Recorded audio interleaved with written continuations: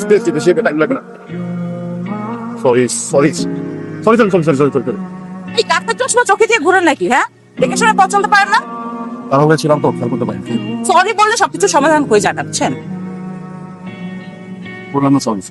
ঠিক আছে। বিয়াদব তো আপনি ভালো। ব্যবহার এত খারাপ একটা হতে পারে। I cannot imagine। একে তো একটা মেয়েকে ধাক্কা দিলে তার সব শপিং এ ফেলে দিচ্ছেন। আপনার মধ্যে কি মিনিমাম যে ওইটা কি বলে ওটা? এক্স্যাক্টলি ওটা নাই না?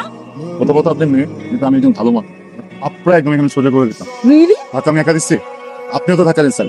আমি তো কোনো কমপ্লেন করি নাই, একটু তাকায় ছিলাম, ধাক্কাকে লেগে গেছে, এই জন্য আমি আপনাকে সরি বলছি। আপনি তো অবশ্যই 100 মানুষ চলে আসবে, একটা জাস্ট চিৎকার দিব, বুঝছেন? তারপর আপনাদের মতো ছেলেকে ক্রিমিনালাইজ করতে হয় জানেন? ছেঁচা দিতে হয়, ছেঁচা। সাউন্ড কোথাকার।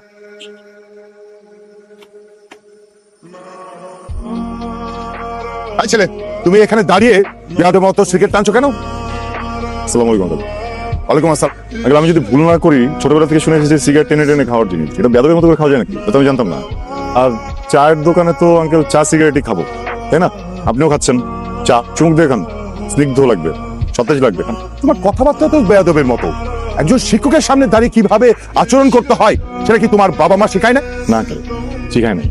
আমি জানতামই না যে আপনি শিক্ষক। আগে বলবেন না, তবে আমি জ্বালাইতাম। আপনি কোনো একটা কাজ করেন, গলায় একটা প্ল্যাকার্ড লাগাই বলবেন আমি একজন মাননীয় শিক্ষক। সংবিধানে আছে নাকি টিচিং প্রফেশনে কারোর সামনে সিগারেট জ্বালানো যাবেন? খাওয়া যায় কি যায় না সেটা একটু পর যখন বাবার কাছে যাবে না টের পাবে। আমি তোমার বাবাকে জানাচ্ছি। মানে মানে তোমরা যে ফ্ল্যাটে থাকো তার উপরে আমি থাকি। আমি তো তোমার নামে তোমার বাবার কাছে অবশ্যই কমপ্লেন করবো। সরি, খুবই সরি। ভুলবশত একটা ভুল করে ফেলেছি। আমি না আসলে রেগুলার স্মোকারই না কেন, আমি সিগারেট খেতে পারি না, যে বুক ব্যথা করতেছে আমার, লাংসে মনে অলরেডি ইনফেকশন হয়ে গেছে। ও আমি ডেইলি সিগারেট খাই বলো? মাঝে মাঝে খান? মাঝে মাঝে, তাও সবসময় না, যখন স্ট্রেসে থাকি আঙ্কেল। হয়েছে কি, আজকে একটা বেয়াদব মেয়ের সাথে দেখা হয়ে গেছিল আঙ্কেল। এত বাজে বাজে কথা বলছিল, আমি পুরো লস্ট হয়ে গেছি, ফ্রাস্ট্রেটেড হয়ে গেছি আঙ্কেল। স্ট্রেসে পরে না পেয়ে রাগে আঙ্কেল আমি সিগারেট শেষ করেন। আমি রেগুলার সিগারেট খাই না আঙ্কেল। মাথা গরম হলে সিগারেট খেতে হবে এটা তোমাকে কে বলেছে? তুমি এক গ্লাস লেবুর শরবত খেতে কেন সিগারেট খাবে? আর সিগারেট খেলে মাথা ঠান্ডা হয় এটা তোমাকে কে বলেছে? সৎসঙ্গে লোহা ভাসে বন্ধুরা, ওরা আমাকে কোনোদিন বলে নাই যে এরকম রাগ হইলে শরবত খেলে বা জুস খেলে মাথা ঠান্ডা হয়ে যায়। কসম, বিশ্বাস করেন। আমি জানলে তো আমি শরবতই খেতাম, আমি তো কোনো সিগারেট খেতাম না। এটা ভুলে গেছে, মাফ করে দেওয়া যায় না? তোমাকে ক্ষমা করা যাবে না। আর আমি তোমার বন্ধুদের নামেও তোমার বাবার কাছে নালিশ করবো। মাফ করা যায় না? না, কোনো মাফ করা যায় না, কোনো হবে না। যদি আর কোনদিন সিগারেট না খাই তাও মাফ করা যায় না? না। ঠিক আছে আঙ্কেল, ঠিক আছে। মানে মামা একটা সিগারেট ধরতো। আচ্ছা এদিকে আসো, এদিকে আসো। সুচ্ছু, তুমি আবার একটা না দুইটা সিগারেট ধরিয়েছো। মামা মামা, এই যে সিগারেট যে খাইতেছি এটা বিল কে দেয়? আপনার আব্বা। অন্য কারো বাপের টাকা তো খাই না, তাহলে মানুষের তো গায়ে লাগে কেন? বুঝি কথাগুলো কাকে বলছো, কোন উদ্দেশ্যে বলছো? আমি কিন্তু বুঝতে পেরেছি, আমি তোমার বাবার বয়সী লোকের সামনে কিভাবে কথা বলতে হয় সেটাও শিখো নাই তুমি। আমি মামা, এই মহল্লায় অনেকে মাইর খাইতো বুঝছো, হাজারে লোকে ভরে গেছে, খালি বাপের বয়সী এই জন্য মাইরটা খায়। ঠিক আছে, কে মার খাই একটু পরে টের পাবে। আমি তোমার বাবার কাছে যাচ্ছি, গিয়ে তোমার নামে নালিশ করছি।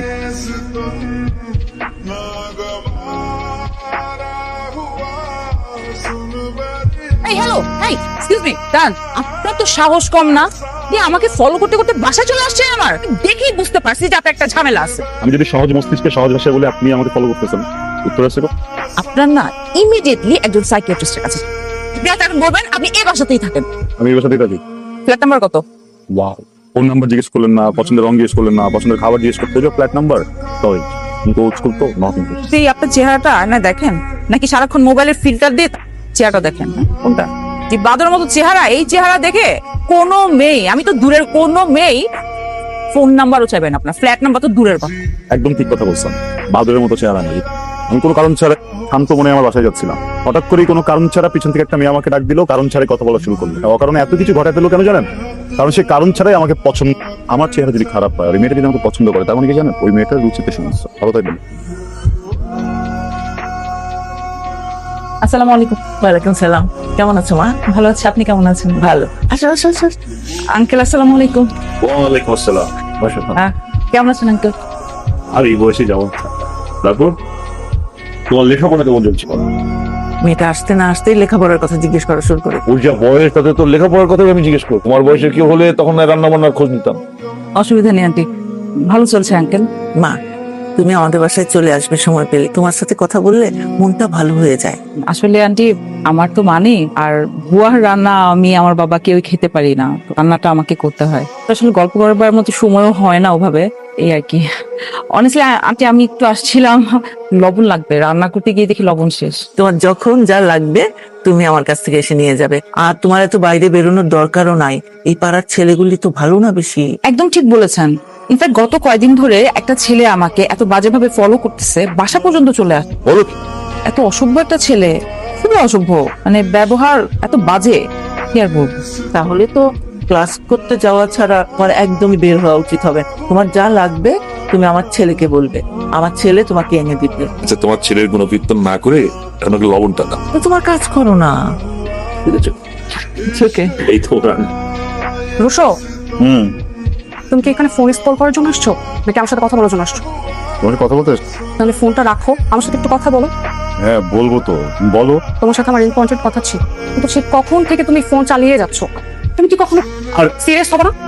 মাথা গরম তো না, রিস্ক হোক, মাথা ঠান্ডা হয়ে যাবে। কিন্তু নেক্সট টাইম আমার ফোনটা টান দিয়ে নিবা। আমার বাপ মাও কখনো আমার ফোন ধরে না, বিষয়টা আমার একদম পছন্দ না। এর আগে কেন ফোন কর? আরে বাবু আর বলো না, ওই যে সোমা, ও তো ব্রেকআপ হয়েছে না, অনেক কষ্ট পাইছে বুঝছো, কান্নাকাটি করতেছিল, আমাকে বলছে। পরে আমি ওকে একটু সান্ত্বনা দিছি, সান্ত্বনা দিতে দিতে ফোনটা ধরা হয় নাই, সরি। এই খবর, তুই আরেকবার আমাকে সরি বলবি না, আর বাবুও বলবি তোমার সাথে কথা বলতে না, ওর চরিত্র সমস্যা আছে, ওর জন্য এত কিসের যন্ত্রণা, এত বুকে চিনচিন কেন কর? বুঝলাম না বিষয়টা, তুই তো করে করতেছো। আরে ভাই আমার একটা ফ্রেন্ড, আমার ওই ফ্রেন্ডের চরিত্রের সমস্যা থাকতেই পারে, আমার তো ওর চরিত্রের সমস্যা নেই, তাই না? আমি তো তোমাকে নিয়ে আসছি, তোমার ফ্রেন্ডটা একটা কষ্ট পেলে আমাকে সান্ত্বনা দিতে যাবো না?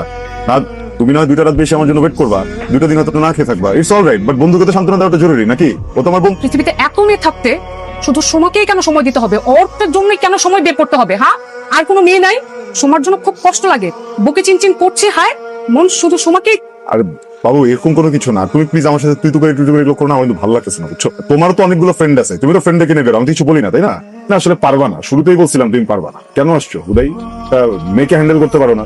আর আমার ফ্রেন্ড তো, তুমি তো গার্লফ্রেন্ড, দুইটা মাঝখানে পার্থক্যটা বুঝো। আমার ফ্রেন্ডরা না ঠিকই বলতো তোর আসলে চরিত্রের সমস্যা আছে, তোর সাথে আমাকে রিলেশন করতে একদম নিষেধ করছিল, আমি রিলেশনটা করে ভুল করছি। ও আচ্ছা, ওই যে ওই ফ্রেন্ড গুলো বলছে না যে স্বাধীন পট খায়, পট খাওয়া লাগে, ওই তো বলছে তাই না? কি? হ্যাঁ ওরা তো এরকম বলবেই। সাবাস, ঠিকই আছে। নেক্সট টাইম যদি উল্টা পাল্টা করার ইচ্ছা থাকে, তাহলে ওই যে যেসব বন্ধুদেরকে নিয়ে একটু উল্টা পাল্টা করো, ওদেরকে যা বলবা।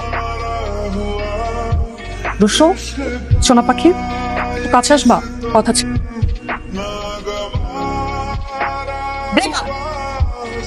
এই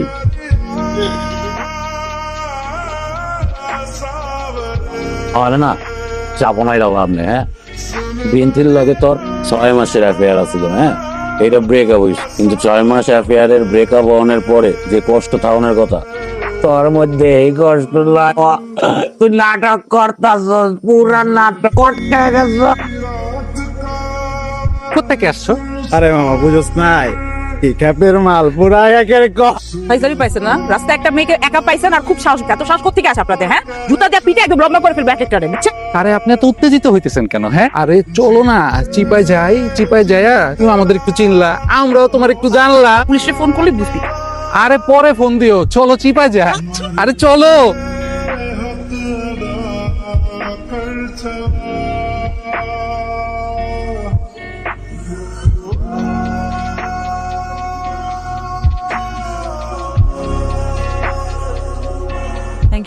থ্যাংক ইউ সো মাচ, আপনি না আসলে বিপদ হয়েছে।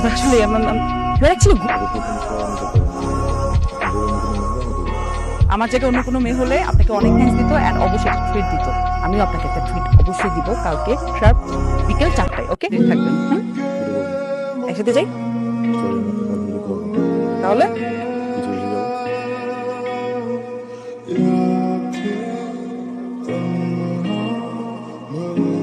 ও গড, কি ব্যাটারি গন, কিন্তু বাবা ফোন করে পাবে না, টেনশন করবে। কি করবো?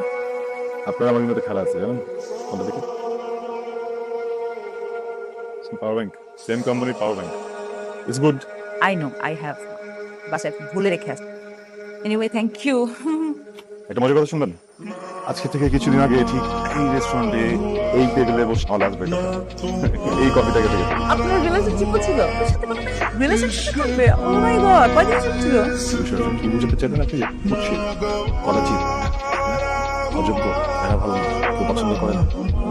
একটা কথা বলবো, আমি আজ পর্যন্ত যতগুলো প্রেম করেছি অর্ধেক পরিমাণ প্রপোজাল আমি গার্লফ্রেন্ড সাথে ব্রেকআপ ছিল। এটা আমার জীবনের প্রতি 6 মাসের একটা নতুন জীবন যুক্তি। আমার কোনো প্রেমিকাই কেন যেন 6 মাসের বেশি আমাকে সহ্য করতে পারে না। প্রথম আমার থেকে ভালো ছেলে আর কেউই নাই। 6 মাস পরেই কেন যেন আমার চেহারাটা ওদের আর ভালো লাগে না। তখন আমি ডিমিউশনাল হয়ে যাই ওদের জন্য, ফেক হয়ে যাই। হ্যাঁ, আমার নাকি চরিত্রের সমস্যা। আচ্ছা আপনি বলেন। আরে ভাই, আমার বন্ধু, ছোটবেলার বন্ধু একটা প্রবলেমে পড়ছে, কান্না করতেছে, আমাদের ফোন করে যাবো না? যাবেন, অবশ্যই যাবেন। ঠান্ডা হন, ঠান্ডা হন। আই গেস আমি আপনার প্রবলেমটা একটু ধরে বুঝতে পেরেছি। আপনি অনেক তাড়াতাড়ি রেগে যান তো, এত রাগ ভালো না। উত্তেজিত হওয়া যাবে না। যে কোনো রিলেশনশিপ অনেক পেশেন্টলি ডিল করতে। ঠিক আছে, আমি এখান থেকে মাথা ঠান্ডা রাখবো। আমাদের তাকাচ্ছেন তো? আপনি দিকে তাকানি তো, মাউন্ট এভারেস্টের দিকে তাকিয়ে আছে। ওরকমই সাদা, হিম, ঠান্ডা, শীতল।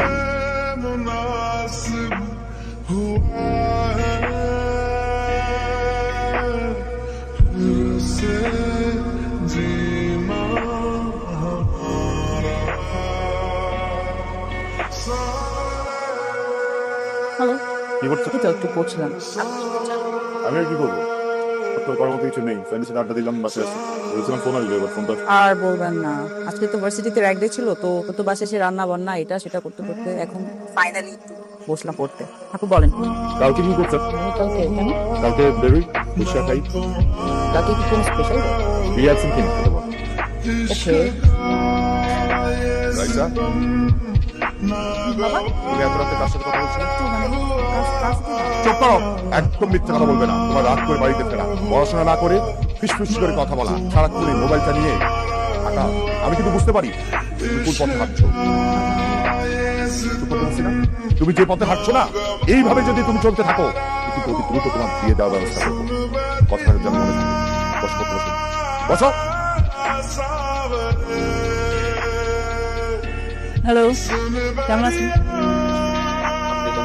হ্যালো, কি অবস্থা? হঠাৎ এত আর্জেন্টলি কেন বলছেন? আমি আসলে আমার বাবার ফ্রেন্ডের ছেলের আজকে যাচ্ছিলাম। আপনাকে বললাম না আমার অনেক রাশি পরে রাখা হবে। আপনি এত স্টাফ, আপনাকে আজকেই কথা বলতে হবে, এখন কথা বলতে হবে না। বলেন না একটু তাতে বলেন, সময় কম। বন্ধ করুন, বলতে সুবিধা হবে। প্লিজ এক হচ্ছে কদম হাতে, আমি তোমার সাথে দৃষ্টিতে বুঝতে চাই। তুমি প্লিজ আমার সাথে। আসলে আমার মা আমার বাবাকে ছেড়ে চলে যাওয়ার পর থেকে বাবা প্রেম ভালোবাসা একদম সহ্যই করতে পারে না। আমার বাবার একটাই স্বপ্ন আমি আমার স্টাডি কমপ্লিট করি, সেটেলড হয়ে ওনার পছন্দ অনুযায়ী বাচ্চার সাথে বিয়ে। আপনাকে আমি বন্ধুর মধ্যেই সবসময় ভেবেছি, কখনো ভাববার সুযোগ পাইনি। ওনার স্বপ্ন, ওনার ইচ্ছা, ওনার চাওয়াটা আমার কাছে অনেক বেশি ম্যাটার করে। আমার বাবার স্বপ্ন নিয়ে দিয়ে তাকে কষ্ট দিয়ে আমি কারোর সঙ্গে ভালো থাকতে পারবো না। আপনার সাথে আপনি অনেক কষ্ট পাচ্ছেন। I really don't want to hurt you. I don't have any way, sorry.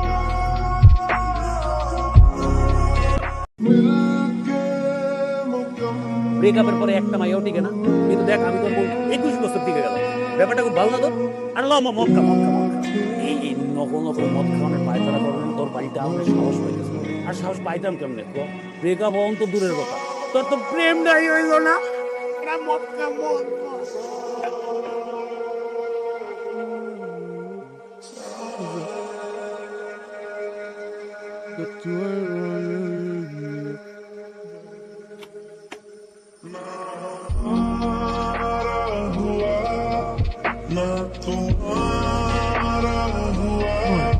কি বলছিস? বাবা বিয়ে করছে। বিয়ে করছে? তুই তো আমার দেশের ব্যবসার কিছুই বুঝিস না। আমি যদি এখন মারা যাই, তাহলে তোরা কিভাবে খেয়ে পড়ে বেঁচে থাকবি সেটা তো ঠিক নেই। তোরা বিয়ে করবি, বিয়ে করে যে মেয়েটা কাঁদবি, তার ভরণ পোষণ কিভাবে দিবি? আমি এত কিছু জানতে চাই না। সিম্পল একটা কথা বলছি, আমি বিয়ে করতে চাই। করুক না বিয়ে, ওর তো বিয়ের বয়স হয়েছে। বাবা, তোর কোনো মেয়ে পছন্দ আছে? চলো জেলে কথা, বিয়ের জন্য পাগল হয়েছে কিন্তু মেয়েই পছন্দ। অবশ্য তোর মতো অন্য ছাড়া হাতে কোন মেয়ের বাবা তার মেয়েকে তুলে দেবে? আমাকে খুব বল বাবা, গুড জব। তুমি আমাকে যোগ করার মধ্যে আছো। আমি সিরিয়াসলি একটা কথা বলছি, তোমাকে প্লিজ আমাকে সিরিয়াসলি নেবে। আমি তো সিরিয়াসলি বলছি, সিরিয়াসলি মেয়েটা কই? আমার একটা মেয়ে পছন্দ আছে, তোরও পছন্দ হবে। তুমি ওর মেয়ের বাবার সাথে একটু কথা বলে দেখো না। তোমাদের যে মেয়েকে ভালো লাগে, যে ফ্যামিলি মেয়েকে ভালো লাগে, তোমরা কথা বলো, আমার কোনো প্রবলেম নেই। বিয়েটা যদি 2 দিনের ভিতর না হয় খুব খারাপ হয়ে যাবে, এটা মাথায় রেখো। হ্যালো, কে? অনিক ভাইয়া, আমি রাইসা, রাইসা? কোন রাইসা? কুশোর ফ্রেন্ড রাইসা। জি বলেন, আসলে ভাইয়া একটা হেল্প করতে পারবেন? কি হেল্প করতে পারি? আমি না রুফাকে রিচ করতে পারছি না।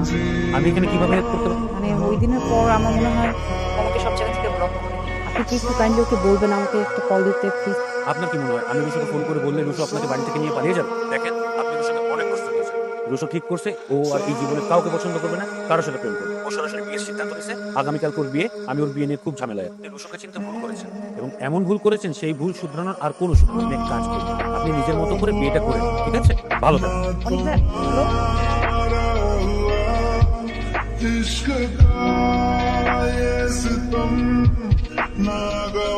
আসসালামু আলাইকুম। বসুন, এখানে বসুন। আপনি কমফোর্টেবল তো? কোনো সমস্যা তো বলবো? আসলে কি বলবো বুঝতে পারছি না। আমি রুশো, একজন সাধু সন্ন্যাসী, বদমেজাজ, একটু ফিরে গিয়ে রিঅ্যাক্ট করে ফেলি, বুঝে না বুঝে অনেক সময় উদ্ভট কাজ করে ফেলি। কিন্তু এতটুকু জানি যে আমি মানুষটা খারাপ না। একটা স্পেশাল কারণে দ্রুত বিয়ে করে ফেলতে হয়েছে আমাকে। আপনাকে চিনি না, আপনাকে জানি না আপনি কি পছন্দ, জানি না আপনার কি অপছন্দ। শুধু এতটুকু জানি আপনার প্রতি আমার বেশ কিছু দায়িত্ব আছে। যে প্রত্যেকটা দায়িত্বের ভিতর প্রথম দায়িত্ব কনফেশন। আমার লাইফে বেশ কিছু রিলেশন ছিল, কিন্তু আমি বুকে হাত দিয়ে বলতে পারবো তাদের ভিতরে কাউকেই আমি কখনো ভালোবাসিনি বা কারোর সুযোগ নিইনি। খুবই ফর্মাল কাইন্ড অফ রিলেশনশিপ। মতো যে যদি সেখানে ভালোবাসা হয় তখন আগাবো, বিয়ে করবো। আনফর্চুনেটলি কোনোটাই ওয়ার্ক করেনি। একদম আমি জীবনে একবার ভালোবেসেছি, ভয়ঙ্করভাবে ভালোবেসেছি একটা মানুষকে, রাইসা। আমার প্রথম ভালোবাসা। কিন্তু রাইসার সাথে আমার কখনোই কোনো সম্পর্ক ছিল না। প্রথম যখন আমি এই ব্যাপারটা বুঝতে পারলাম, আমি ডিরেক্টলি গিয়ে ওকে বলেছি ভালোবাসি, আমি বুঝিয়েছি, কিন্তু ও না করে দিয়েছে। আমি না এই ব্যাপারটা নিতে পারছিলাম। জীবনের প্রথম ভালোবাসাকে এত কাছে পেয়েও, মনের কথাটা বলতে পেরেও মানুষটাকে পেলাম না। কেমন যেন ছটফট করছিল ভিতরে, ঘুম হচ্ছিল না। কোনো ঘুম হলেও ওকে দেখছিলাম, ঘুমের ভিতরে দেখে ছটফট করছিলাম। ঘুম থেকে উঠেও ওর কথা মাথায় ঘুরছে, ভিতরে সারাক্ষণ ওর কথা চলতে থাকে। আজকে আমার বিয়ে, আজকে এখানে এসেও সারাক্ষণ ওকে নিয়ে কথা বলছে। আমি এখান থেকে বেরোতে চাই। ওই মানুষটার প্রতি যে ভালোবাসা, মানুষটার প্রতি যে সম্মান, যে অনুভূতি, সবকিছু নিয়ে ফেলতে চাই। এই জন্য আসলে বিয়েটা করেছি। আপনি প্লিজ ভয় পাবেন না। আমি আপনাকে কখনোই বলবো না যে আমি একজনকে ভালোবাসি, সো আপনি আপনার মতো করে থাকুন। আমি বিয়ে করেছি যেন আমি ওখান থেকে বের হয়ে আসতে পারি, যেন নতুন করে একটা জীবন গোছাতে পারি। সময় লাগবে, জানি না কত। আপনি কি পারবেন আমাকে ওই জায়গাটা থেকে বের করে আনতে? আমাকে একটু সাহায্য করুন না। আমি যেন আমার ভেতর থেকে রাইসাকে সরে ফেলতে, রাইসার স্মৃতিগুলোকে মেরে ফেলতে পারি, প্লিজ। এই ছিল তাহলে তোমার মনে? কি বিশ্বাস হচ্ছে না? বিশ্বাস হলো? এই থাপ্পড়টা কেন দিলাম জানো? আমার বাবার সাথে বিয়াদবি করার জন্য। এটা দিলাম আমার ফ্রেন্ডশিপকে না বুঝলে তুমি করতে চলবে আছো। এটা দিলাম আমি যখন ওকে না বললাম, ওটাকে ইজিলি মেনে নিয়ে জাস্ট চলে যাওয়ার জন্য। আর আমার ভালোবাসাকে